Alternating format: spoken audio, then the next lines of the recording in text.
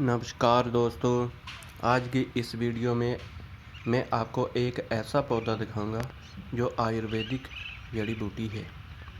इसको कहते हैं काली ब्रैंकड़।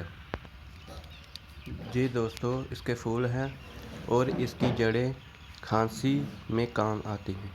जो किसी को पुरानी खांसी हो तो इसकी जड़ें बहुत ही काम आती हैं।